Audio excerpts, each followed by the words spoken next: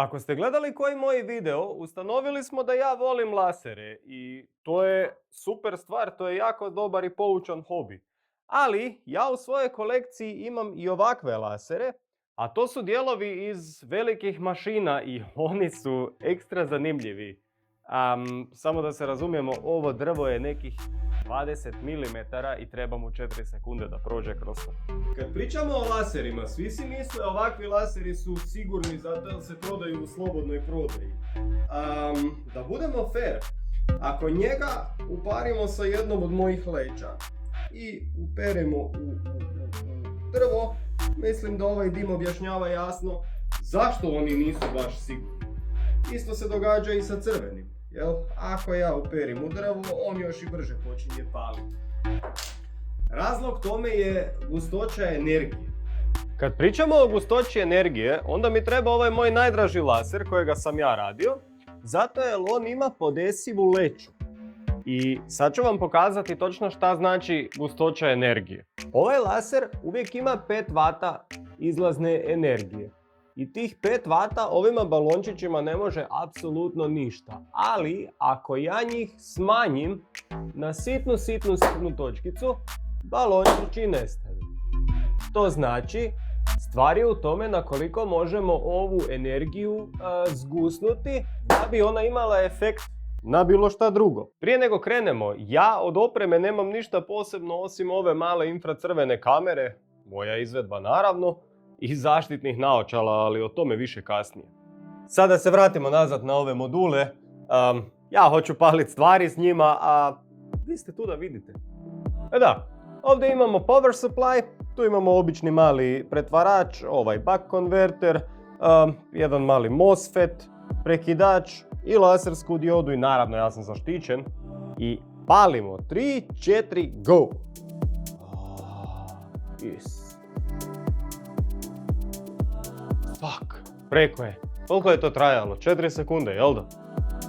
Još jednom je li bilo lijepo? Ajmo, 3, 4. No.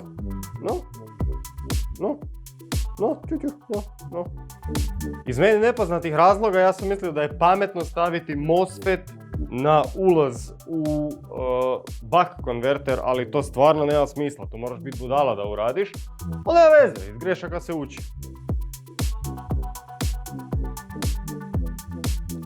Tako, novi setup.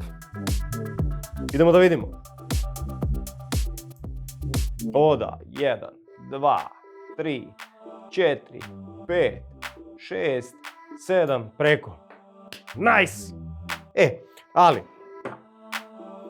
da bi stvar bila bolja, ja imam prekrasne koluminacijske leće i sad ćemo staviti jednu, samo ne znam gdje je točno dolazi fokus, ali vjerujem da bi to bilo otprilike ovako, negdje, to. I laser je tu otprilike u sredini. Oda! Pošto je to dobro prošlo, idemo da vidimo mali pleh.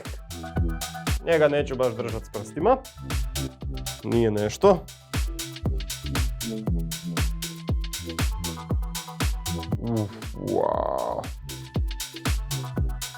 Wow. Baš nije otpalo.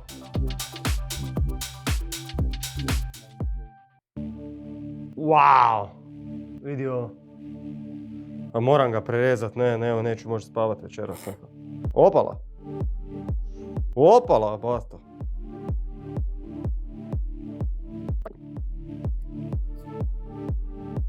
Na čemu se drži čoveče, boži, vidi ovo. I ne da se. Yes! Dobro, ajdemo biti malo zanimljiviji. Šta još imam tu zanimljivo?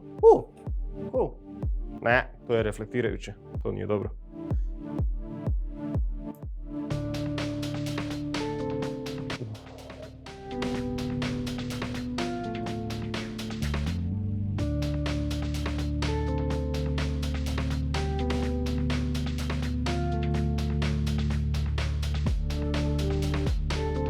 Nadam se da se vidi, a? Nije mu baš previše napravilo, ali nije niti baš premalo.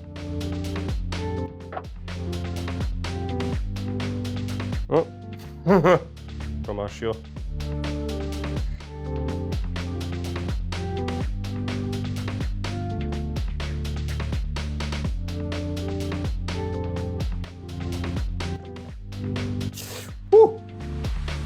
Fuck.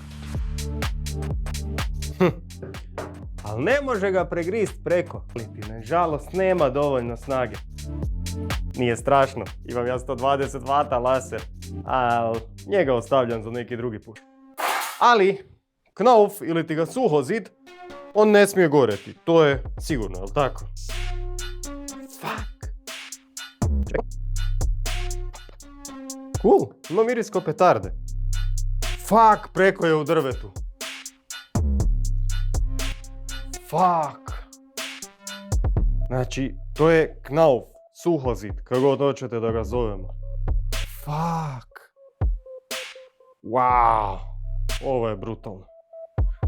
Ovo je brutalno, to je nemoguće. Ali ima miris po petardama, mogu reći. Ja, dobro. Evo ga preko je. 5 sekundi. Kroz knauf, kroz takozvani suhozid, pa on ne gori, o čemu mi pričamo? Wow. Moram naći ciglu. Cool, imam komadić crijepa i da vidimo šta će biti od njega, ali ja ne vjerujem ovo sa suhozidom. Idemo.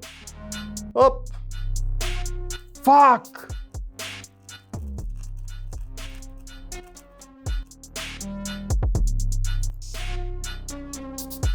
Fuck! Kako ovo dobro izgleda. Ali nemoguće da kroz crijep prođe, pa toga nema. Fuck, i to je mali, ovo je mali laser koji imam.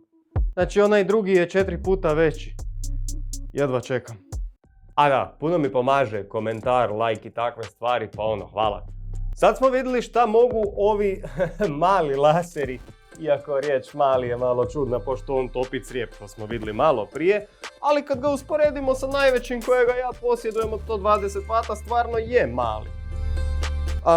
Za budućnost ja planiram optiku za taj mali laser, da mogu na svom posjedu, to je jako bitno, to ću reći u nastavku zašto, da mogu na nekih 15-20 metara vidjeti šta on može točno, recimo, da. I sad zadnja stvar o kojoj hoću pričati, da li je to legalno? I ne bi vjerovali, ali da, definitivno, posjedovati ovako nešto je 100% legalno, zato jer je to industrijska oprema i ljudi to koriste u industriji. Ne bi bilo legalno da je u takozvanom handheld obliku. To je ovo. Znači on ne smije biti nosiv u ruki. Europska unija nalaže da svaki laser iznad klase 1, klasa 1 to su oni mali igračke za mačke, svaki laser iznad klase 1 ne smije biti tako nosiv u rukama. Ovo je već definitivno ilegalna stvar za prodati, ne za kupiti, već za prodati. Ali pošto prodavatelj sjedi u Kini, njemu je baš svejedno. Na početku videa ste vidjeli zašto to nije ili zašto su oni opasni i ja se držim toga da su jako opasni. Nemojte kupovati, pogotovo ne djeci, nemojte dati njima da se igraju. I to bi od mene bilo to. Ćao, čao, do idućeg videa.